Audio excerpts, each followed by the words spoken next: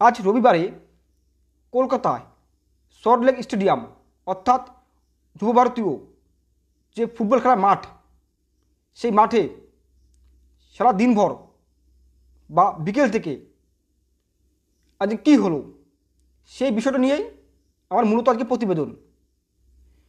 আপনারা জানেন শনিবারে বিকেলে বিধাননগর কমিশনার একটা প্রেস কনফারেন্স করে জানিয়েছেন যে ডুরান্ড কাপের যে ডার্বি ম্যাচ ছিল ইস্টবেঙ্গল ও মোহনবাগান যুবভারতীয় ময়দানে, সেটি বাতিল করা হয়েছে উপযুক্ত নিরাপত্তার অভাবে বা উপযুক্ত পুলিশ ফোর্স না থাকার জন্য।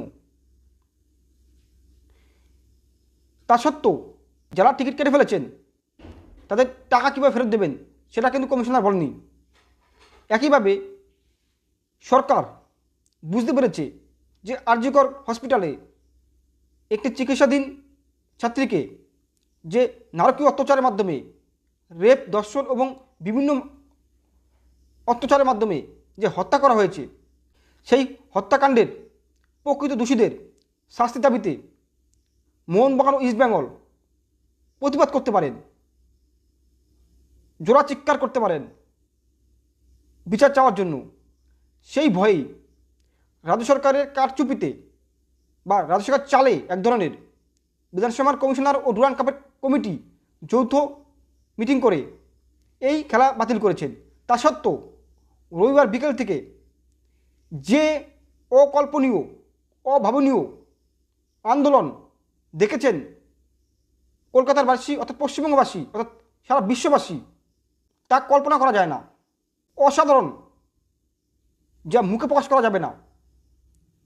প্রতিবাদ বাঙালিরা যে এখনও করতে পারেন, অর্থাৎ বাংলা মানুষ অর্থাৎ পশ্চিমবঙ্গের মানুষ যে এখনও করতে পারেন, সেটা এই রবিবার যে যুবভারতীয় ময়দান অর্থাৎ গেটের সামনে যেভাবে ইস্টবেঙ্গল, মোহনবাগান এবং শেষে মোহামেডান স্পোর্টিং ক্লাব যোগদান করেছেন, এই তিনখানা ক্লাবের যৌথ যে আন্দোলন দেখেছেন মানুষ অর্থাৎ বাংলার মানুষ বা ভারতের মানুষ বা বিশ্ববাসী, তা বারংবার বলছি অকল্পনীয়, অভাবনীয় ও স্বতঃস্ফূর্ত আন্দোলন। আন্দোলনের কারণ কি? আগে বললাম যে আরজিকর হসপিটালে এক চিকিৎসাধীন ছাত্রীকে নারকীয় অত্যাচারের মাধ্যমে হত্যা করেছেন এবং হত্যা করার ফলে এখনও যারা দোষী তাদের খুঁজে বের করা যায়নি। সঞ্জয় রায় তো একটা স্যাম্পল, তার পেছনে বড় বড় রাঘব বোল আছেন। তাদের লোকানোর জন্যই রাজ্য সরকার প্রথম থেকে নানা রকম কারচুপি করছেন। প্রথমে হত্যাকাণ্ডটাকে বলছিলেন কি সুইসাইড, তারপরে বিল্ডিং ভেঙে দেওয়া, তারপরে লুকিয়ে মৃতদেহকে পুড়িয়ে ফেলার চিন্তাধারা করেছিলেন। এবং যে সন্দীপ ঘোষ অধ্যক্ষ ছিলেন আরজিকর হসপিটালের, সে রিজাইন দিয়েছিলেন এবং তাকে 4 ঘন্টার ভিতরে অন্য জায়গায় আবার বদলি করা, রিজাইনপত্র গ্রহণ না করা, সরকারের বিভিন্নভাবে যে কারচুপি করে যেভাবে ধামাচাপা দেওয়ার চেষ্টা করেছেন এই রাজ্য সরকার, তা বলতে গেলে লজ্জা আসে। বাঙালি হিসাবে, বাংলার মানুষ হিসাবে লজ্জা আসে এবং ভারতীয়দের কাছে এই বিষয় নিয়ে কথা বলতেও লজ্জা আসে বা আসবে ভবিষ্যতের ক্ষেত্রে বা ভবিষ্যতে।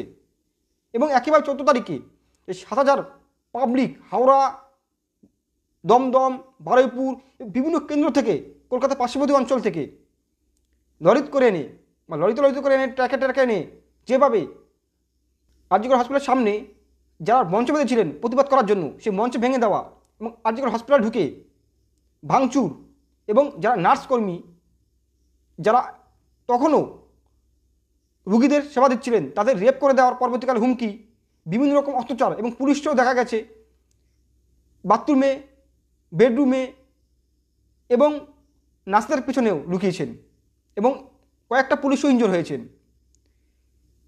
যে করিয়েছেন বা যারা করিয়েছেন পরিষ্কারভাবে প্রমাণিত হয়ে গেছেন অনেকটা, বা পাবলিক জেনে গেছেন, সাধারণ জনতা জেনে গেছেন এটা সরকার কারচুপি হতে পারে বা সরকার করতে পারে। এই বিষয়গুলোর বিরুদ্ধে প্রতিবাদ করার জন্য ভালো দিন ভেবে নিয়েছিলেন ইস্টবেঙ্গল ও মোহনবাগান যারা খেলোয়াড় প্রেমী অর্থাৎ ঘটি বাঙাল, তারা হলো রবিবারে ডার্বি ম্যাচ অর্থাৎ ডুরান্ড কাপের ডার্বি ম্যাচের দিন, কিন্তু সেটা বানচাল করে দিলেন এই রাজ্য সরকার। তা সত্ত্বেও যে লড়াই দেখিয়েছিলেন গেটের বাইরে, শয়ে শয়ে বা হাজারে হাজারে যে ফুটবল প্রেমী বাঙালি ঘটি, চিংড়ি ইলিশ ভেদাভেদ ভুলে কাঁধে কাঁধ মিলিয়ে হাতে হাত মিলিয়ে ইস্টবেঙ্গলের পতাকা, মোহনবাগানের পতাকা এবং ভারতীয় পতাকা বা ভারতের পতাকা এছাড়াও শেষের দিকে বা বিকেল দিকে মোহামেডান স্পোর্টিং ক্লাবের পতাকা নিয়ে যেভাবে লড়াই দেখিয়েছেন বা যেভাবে প্রতিবাদ করেছেন এই ঘটনার বিরুদ্ধে বা অপরাধীদের শাস্তি পাওয়ার পক্ষে যে সওয়াল করেছিলেন, তা বারে বারে বলছি অকল্পনীয়, অভাবনীয় এবং একেবারে সেফ ভয় পেয়ে গেছে রাজ্য সরকার এই প্রতিবাদ দেখে। লাগা বাঁধা যে 7-8 দিন ধরে প্রতিবাদ হচ্ছে রাজ্যের বিভিন্ন প্রান্তে 14 তারিখের পর থেকে, তাতে সরকার ভয় পেয়ে গেছে। এর থেকে বৃহত্তর আন্দোলন দেখার অপেক্ষা থাকুন, সরকারকে বলছি। এভাবে কোনো কিছুকে দমিয়ে রাখা যায়নি। ফরাসি বিপ্লব থেকে শুরু করে আজ পর্যন্ত যত বিপ্লবী সংগঠিত হয়েছে সরকারের বিরুদ্ধে, কোনো বিপ্লবকেই দমিয়ে রাখা যায়নি। হয়তো সাময়িক সময়ের জন্য দমিয়ে রাখা গেল, তা বৃহত্তর আকারে ফুলে ফেটে উঠেছে, বিস্ফোরক আকারে বেরিয়ে এসছে বাইরে। তা দেখার জন্য তৈরি থাকুন রাজ্য সরকার। যেভাবে পুলিশ পেটে লাথি, মাজা লাথি, ঘুষি, বিভিন্ন লাঠিচার্জের মাধ্যমে ফুটবল প্রেমী যে সমস্ত বা খেলোয়াড় প্রেমী যে সমস্ত দর্শনার্থীরা গিয়েছিলেন, তাদের মহিলা পুরুষ বাচ্চা বুড়ো কাউকে দেখেনি, বেদরব পিটিয়েছিলেন বিধাননগর পুলিশ। তা আপনারা টিভি পর্দায় দেখেছেন, যা বলার ভাষা নেই। সরকার বা পুলিশ কমিশনার আরও নমনীয় হওয়া দরকার ছিল, আরও সুস্থ হওয়া দরকার ছিল। যা ঘটনা ঘটলো, বাংলার মানুষ তথা বিশ্বের মানুষ ধিক্কার জানাচ্ছে এই ঘটনার প্রতি, ধিক্কার জানাচ্ছে। এবং সর্বভারতীয় যে ফুটবল অ্যাসোসিয়েশনের সভাপতি কল্যাণ চৌবে, তিনি শেষে আসেন এবং অনুরোধ করেন পুলিশ কমিশনারদের বা বিধাননগর পুলিশ কমিশনারদের যারা গ্রেপ্তার হয়েছেন, যাদের প্রিজন ভ্যানে তোলা হয়েছে, তাদের ছেড়ে দেওয়ার জন্য। কিন্তু ছাড়েনি এবং তাকেও ঠেলতে প্রিজন ভ্যানের কাছে নিয়ে গেছেন, কিন্তু তাকে গ্রেপ্তার করেনি।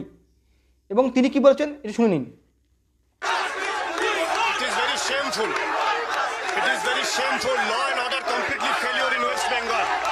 A football match could not be happened because of the law and order. And look at the police force. It is like a riot is going on. I think this is completely failure of a government.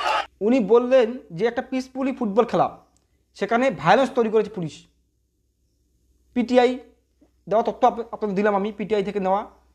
বলেন violence করেছে, পুরোপুরি ফেলোয়ার। যে আমি যেটা আগে বললাম, Bidhannagar commissioner যে police force পুরোপুরি ব্যর্থ ট্যাকেল দিতে।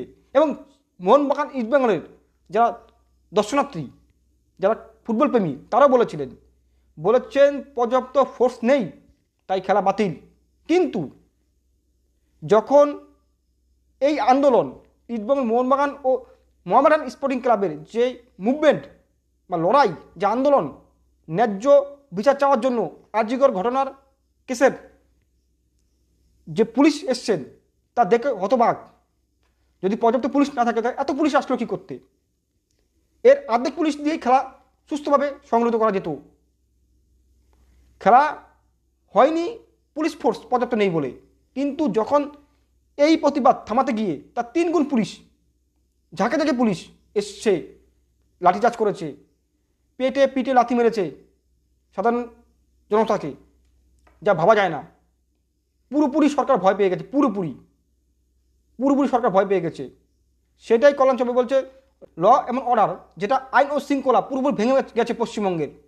যেভাবে 3খানা ক্লাব আজকে যুবভারতীয় ক্রীড়াঙ্গনের সামনে বা ময়দানের সামনে যেভাবে লড়াই দিলেন, তা ভবিষ্যতে ছাত্রদের জন্য বা ভবিষ্যতে ফুটবল প্রেমীদের জন্য বা ভবিষ্যতে বাঙালিদের জন্য একটা সোনার অক্ষরে বা সোনার ইতিহাস হয়ে চিরদিনের জন্য থাকবে।